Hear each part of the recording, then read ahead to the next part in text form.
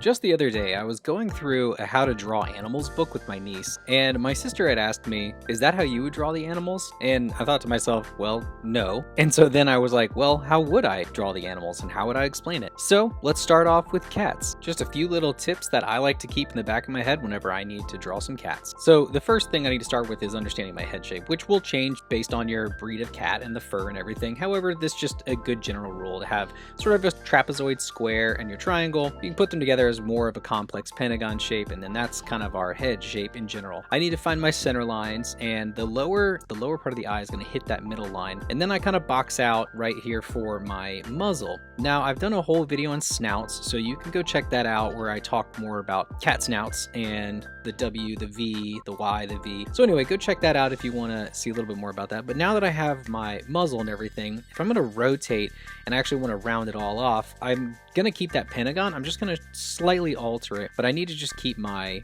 baselines and understand where they go. Now I tend to like to have a little more angular drawings, but you can also soften it up and add it to make it a little bit more rounded. So if you're going to do profile, it's really good to know that the ears do attach close to the back of the head so that they're going to go up sort of like Batman's cowl. And then the muzzle is going to also slant downward and it's going to go inward.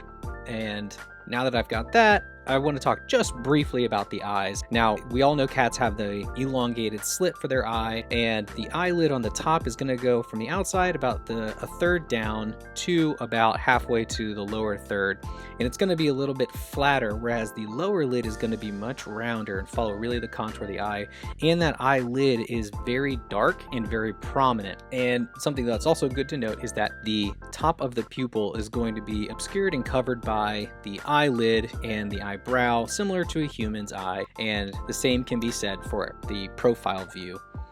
So when it comes to the body, I like to think of cats as the stretchy bowling pin, so bear with me. So a cat's shape can be seen as a pear, but that's generally whenever it's sitting down. So I like to think of a bowling pin because you have a little bit of an elongated neck. And so let's move that bowling pin. Let's stretch it out and understand kind of how it's going to move. Once we have that idea of this stretchy bowling pin, then we can start adding some cat details to it. So now that I've established kind of how I draw my head, I can place it on the top of that neck of the bowling pin, and then I can just continue on down. Now, whenever it gets to the legs, I did a video on dog legs, and cat legs are very, very similar, both the front and the hind legs. So if you want to go check that out and piece those together as well, that'll help you kind of understand the legs. But another thing that's really good to note when it comes to the cats is that I like to continue this line of action down their back, their spine. I continue it to their tail because it adds just a lot of motion. And whenever they're sitting down, because cats are very floofy and because they're stretchy, they're going to have a lot of overhang. So the back legs, whenever they're tucked in, really just tend to disappear. So trying to figure out how the legs look when they're bent, you don't really have to because you have big tufts of hair that kind of will go over top of it. And the same thing can be said whenever you're drawing cats. Make sure that their belly is still stretchy. You got that primordial pouch that'll hang as well. So those are just a few little tidbits about drawing cats. Thanks for watching. Go check out my school to get some art hack downloads. And with that, go practice. Thanks, everybody.